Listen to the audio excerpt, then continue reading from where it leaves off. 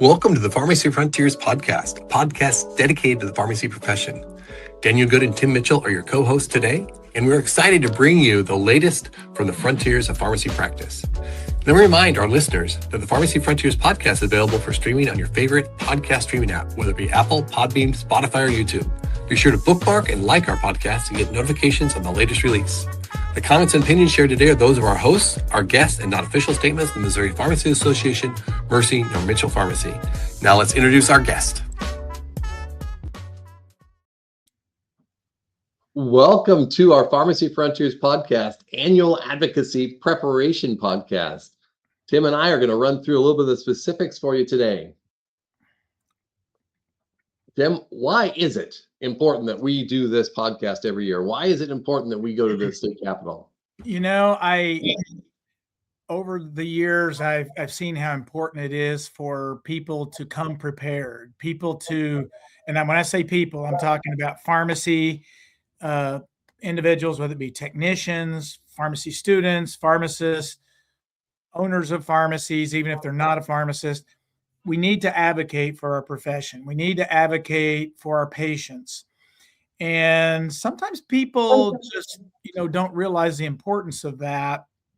And I'm really glad that we have this to maybe kind of prep people to understand before they get to Jefferson City for Legislative Day, which is April 1st at, I think, 7 or 8 o'clock in the morning. So it's an early morning. We want everybody to make an effort to be there, and call your legislators and let them know you're coming. Get out and, advocate for the profession. It's important to educate yourself about what the topics are, what the talking points are. And MPA is going to prepare all of you. Usually in the morning, we'll do like a preparation and then kind of release the individuals for the afternoon to go talk to their legislators. And students are more than welcome. We love having students from both the schools of pharmacy, and they've been very, very supportive over the years. In fact, that room gets filled up very quickly. So, I'm sure some of the students are listening to us right now as they make that trek into Jefferson City. Yeah. Well, and we're gonna try to promote that to everybody to listen, and if you have questions, go to one of the MPA representatives, go to the table, or go to one of the I don't know if you want to call it the OG pharmacists that are there, that have been there for years. I've been attending Legislative Day for off and on for probably the last 15, 20 years. And it's always a great day. I love it when we can get a picture of all the students and pharmacists on the front of the Capitol. I don't think we did that last year, but I think it's a great day for everybody to be there, support one another, and it's also a great networking day for all the pharmacists throughout the state as well. So it'll be exciting. It is. It's going to be a great day. And a lot of the stuff we talk about today on this podcast is going to be focused on the Missouri efforts, because that Legislative Day is on Wednesday. But the same principles are going to apply. How to talk to representatives, the PBM reform talking points, the pharmacy practice and scope of practice issues. So we encourage you, even if you're not a Missouri pharmacist, to stay listening to us today. And we're going to ensure that you learn something and pick up on something that's useful in your practice. Absolutely. Totally agree. So I'm looking forward to talking more about it. So Tim, let me just share with our listeners a little about how bill becomes a law, right? Just that conjunction junction, what's your function kind of thing. Remember from right. My wife still sings that to me today. So it requires that a bill that's introduced by a representative or a senator go through both the House of Representatives and the Senate. So it can be introduced either place.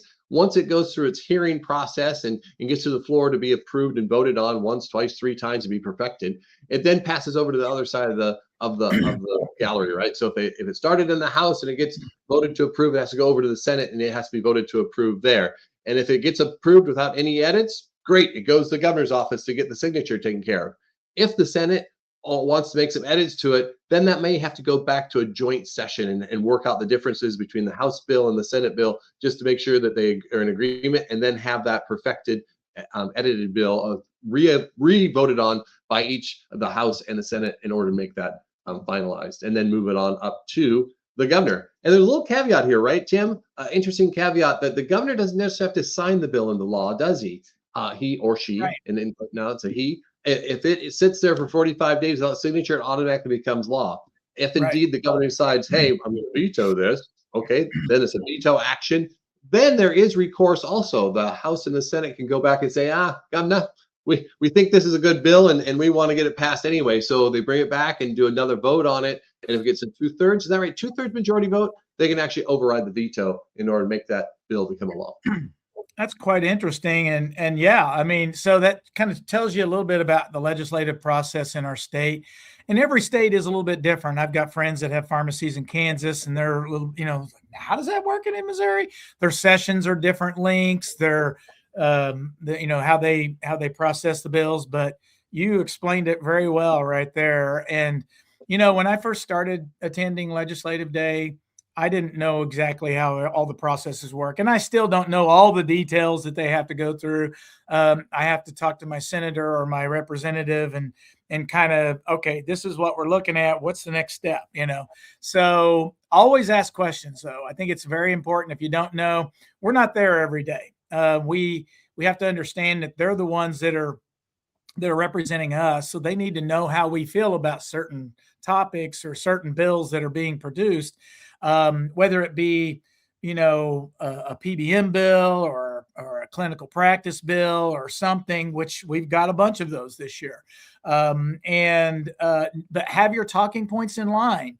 I know some of my senators and representatives over the years that if they're on the floor or just come off the floor, they'll make a phone call to me and they say, hey, this is what they're talking about, and I need to know, how do you guys feel about this? And I'm like, oh my gosh, I don't know. So I'm texting Ron or someone at MPA, say, please connect with this representative or senator and help us out and try to get us all on the same page so that they know what's going on. So it can get very complicated, and when they've got it on the floor, sometimes it happens quickly, sometimes it gets heated. Most of these things that we talk about are bipartisan issues, or nonpartisan, whatever you said. It's not Republican or Democrat. Now, there are some grudges that sometimes people will hold or whatever, but we're not going to get into that. But most everybody wants people to be able to have access to medications, wants to be able to have access to good clinical care, realize the importance of what pharmacy does. Any opposition to bills that we have would sometimes, we just need to continue to support the positive things that we're putting out there, and move forward. But there are some that are a bit challenging. And again, I'm not a lobbyist. You can talk to our MPA lobbyist or any lobbyist in the Capitol, and they can tell you the kind of things they have to jump through and the people they have to try to convince to try to get things done. So Tim, what I hear you saying is that you need to be prepared, right? You need to pull absolutely.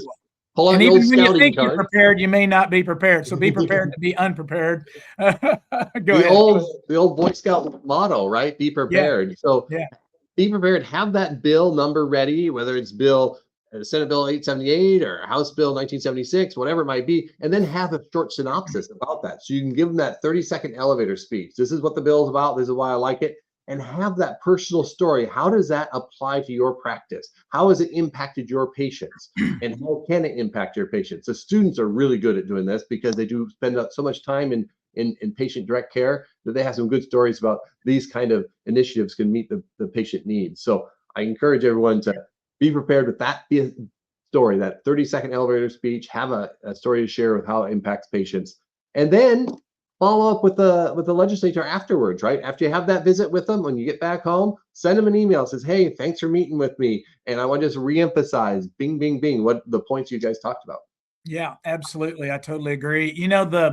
The biggest stories that I see that tend to make a difference are the ones when you tell the story about how something has impacted a patient in your pharmacy or in your practice. And that gets people's attention. If you go up and say, well, we're losing money, or, I just need to put more money in my pocket so I can pay my bills. Yeah, that's important because we want you to stay open. But a lot of legislators don't really want to hear that you're losing money. It just sounds like you're not a good manager of your business. And that could be part of it as well. That being said, the government doesn't get involved in how you run your business for the most part, but they do get involved, or they do feel like they need to get involved if patients are unfairly being affected, whether it be through PBM non-legislation, or whether it be they can't access certain types of testing for, like, strep throat or COVID testing or anything like that, test and treat type things. Or it could be that they can't access diabetes supplies because, it requires a prescription or whatever. There's just a lot of things going on. And when a patient goes without something that their doctor needs them to have, legislators get a little on edge, and they're like, these are people that I represent, people that actually vote for me when it goes down to it. And when they see that they can make a difference in those patients' lives, they feel like they have done something good for their community they represent. And they may also get another voter out of something as well. I mean, just be honest. I mean, that's how we move forward, and good people do need to stay in office, in my opinion.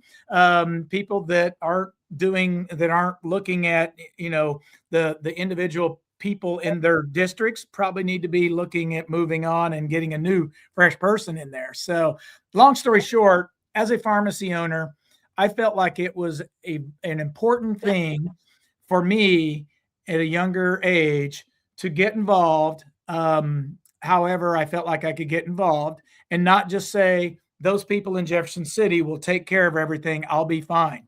Now, granted, I can't live in Jefferson City. I live in Southwest Missouri, but I do feel like it's important that we, as pharmacy owners and pharmacists and pharmacy technicians and pharmacy students, explain to the legislators how important it is and how these proposed bills that we're putting in front of them, are going to affect, either in a negative or positive way, the patients that live in their communities, which in essence are the voters. So, Jim, you bring up another good point. I know that you're friends with Jill Carter, your senator down there. The other trick that might work and helps when you're meeting with your state representatives is show an interest in the bills that they have put forward, show an interest in the causes that they care about. It may not even be pharmacy related. It might be related to livestock or privacy or education, but that at least then builds a bond between you and that representative. Have you found that to be helpful? Absolutely. And, with Senator Carter, I actually, before she even took office, when she won the primary election, I invited her to come to our store to sit down and talk about what's going on in pharmacy. And I just told her, and I didn't cry on her shoulder. I just said, these are the kind of things. And she's like, I want to learn more about what you got going on here. She said, I've always known Mitchell's, and she didn't come to this pharmacy, and that was fine. But she did come in and said, I want to learn more about how patients, or, people in my community that I represent, are being affected by. I was talking to her about PBM legislation at that time, which it was my focus. And that was when before we had our last bill last year. But we also talked to her about other things. And, it was right. We were talking about COVID vaccine and COVID testing. And she's like, I think she was still trying to learn. I mean, she was a mom. I think she has 5 children, and they're farmers. And, so they understood the importance of why they needed to get in, or understood the importance of why she needed to get involved in the legislature. And so she took that initiative to run for office. I felt like it was my duty to explain to her what kind of things the community pharmacies are experiencing, and patients that we serve in the community that she represents how they're being affected. And I think that opened her eyes. I gave her my cell phone number. I said, you contact me anytime. She's called me in the middle of the night. She's called me in the morning. She called me during the day while I'm at work. She'll text me. We send emails. We have a group of people that communicate, and it's my job to educate her about what's going on. And she's actually sponsoring a bill this year, so it's kind of come full circle. And she is a staunch advocate for community pharmacy right now. So I'm happy to say that we have educated her the right way, and she understands what's going on. So let's talk about some of the bills, Tim. Let's start with the pharmacy practice bill, right? The top of the ticket there is Senate Bill 878, and it has a companion bill, House Bill 3499. Benny Cook has the House, and Travis Fitzwater has the Senate. But that's the pharmacy practice bill that's going to advance medication therapy management. And the current status of it is it has on the 12th, it actually passed out of the House and then went into the Senate on the 23rd, right? So we're waiting on the Senate. No, I take that back. It passed the Senate on the 23rd, right? So it's back to the House for third reading is where we need to get to that. But the key to that is vaccines, right? It actually gives pharmacists the ability to administer vaccines. Am I reading that right? So we, in Missouri, we already have some access to be able to do vaccines without, like a formal prescription from the doctor. We actually do the prescription under our name, but there are some limitations of some of the vaccines, and that's typically the newer vaccines. A good example is the RSV vaccine that came out a few years ago. And so the current bill or the current law that we have states that we have to call for a prescription. That actually, and there's a few other things I think that are caveat there, but I'm just giving an example here. So that actually may reduce the ability for the patient to be able to get one. When they come to the counter and say, to get an RSV vaccine, and we go through the list and we see that they qualify, well, now we have to call your doctor. Okay, so if I can't get a hold of the doctor really quickly, guess what? They leave, and there's a chance they may not come back. So, I'm very pro-vaccine individual. I do not push vaccines on people if they don't want them. But if someone comes in requesting a vaccine, and in my professional opinion, based upon the FDA, regulations of who that needs to be administered to, and they qualify, then I should be able to administer that vaccine. We've been doing, I'm telling you, during COVID, and every pharmacist knows this that was practicing during COVID, of course, everything was lifted and we did whatever we had to do to take care of things. And if it weren't for community pharmacies being able to step up and do the kind of things that we did during COVID, there would have been a lot more people dying. It was a very, very serious situation. And I feel like pharmacy, among other individuals in the medical professions, the physicians and the hospitals and everybody pulled together, did an amazing job. That being said, right. That being said, we want to lift those restrictions right now with this new bill. So it's exactly what it is. It's actually gonna do a reversal, because the current status of the ability to do vaccines says, hey, these are the ones you can do, and it names them out, right? So what this bill says is the pharmacy can do any vaccine approved by the FDA, except those vaccines that are exempted by the Board of Healing Arts and the Board of Pharmacy. So that means it requires the Board of Healing Arts and the Board of Pharmacy to get together and say, hey, we're not going to allow XYZ vaccine. So this is writing the rule in kind of the opposite way, which is what we need to do. We need our pharmacists not only to practice at the top of their license, but practice at the top of their education. And the pharmacists today, and those students that are coming out, student pharmacists, are excellent at knowing what's going on in the vaccination world and are well suited to make that happen. Absolutely. And just to make another point, the states around us, you look at Kansas, Arkansas, Oklahoma, they all have the ability for pharmacists to do this right now, just like what we were describing in this proposed bill. Some of them also have test and treat, where they can actually do the testing of the product or of the condition, the illness. If it comes out positive, then they have a standard protocol of things they can follow and be able to administer the appropriate prescription, whether it be strep throat or flu or whatever.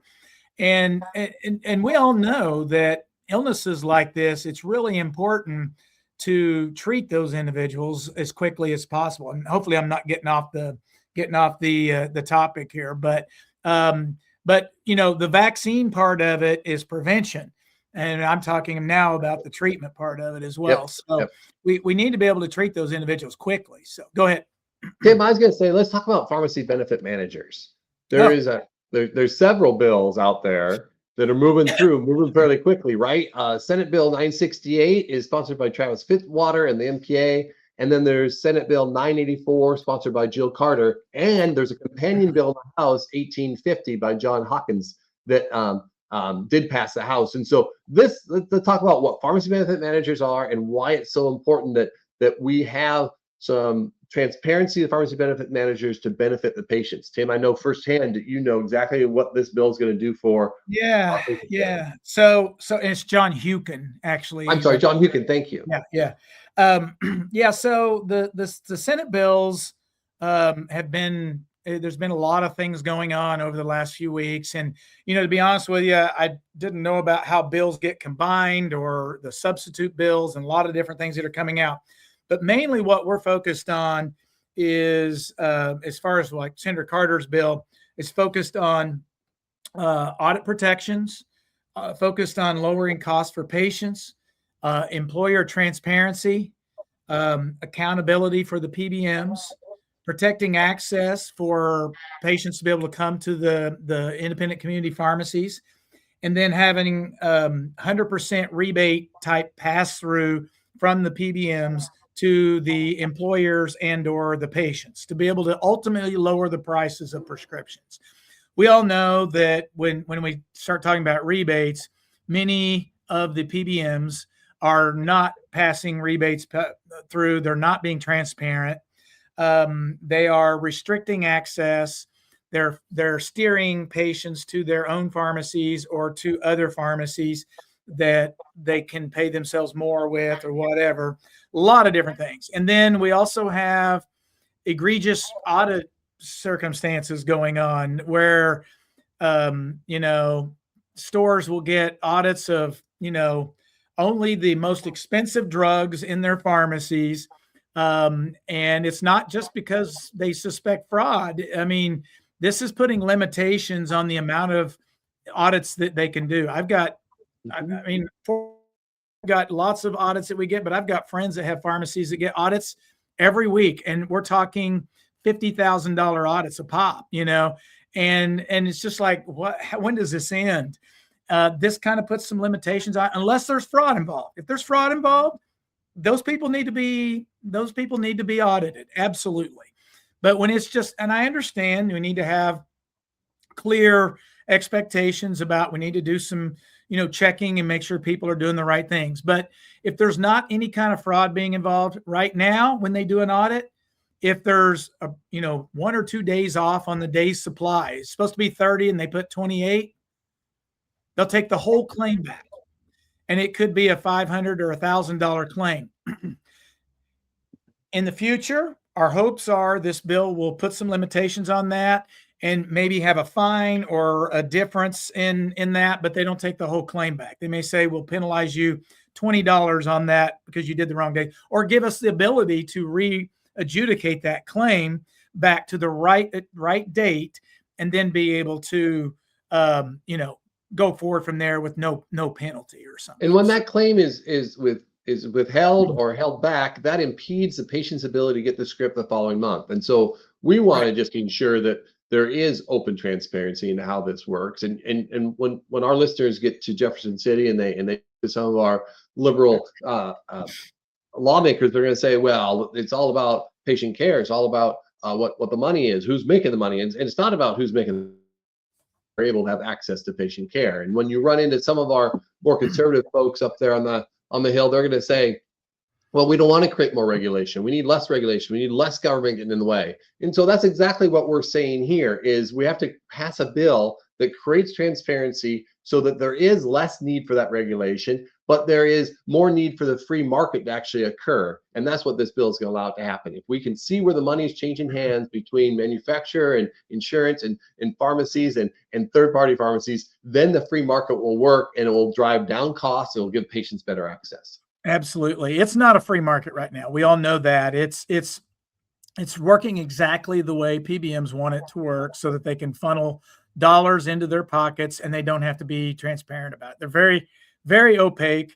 Employers feel like they're getting the best deal because that's what their brokers are telling them. The brokers are in on the deal with the insurance companies. I mean, it's just as simple as that.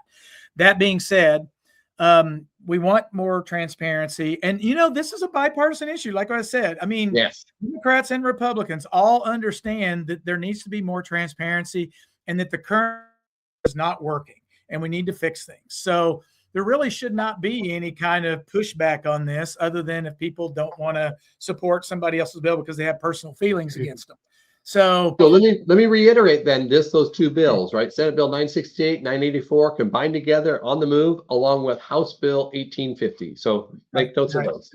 And I think the combined bill is called Senate Bill 984 now, but it's supposed to be the combined bill. Yep. I think it's important that everybody understand and get supportive of that bill and tell your senators and your representatives that we feel like they need to be supported in order for patients to have better access for their prescriptions and employers can have more transparency about what's going on.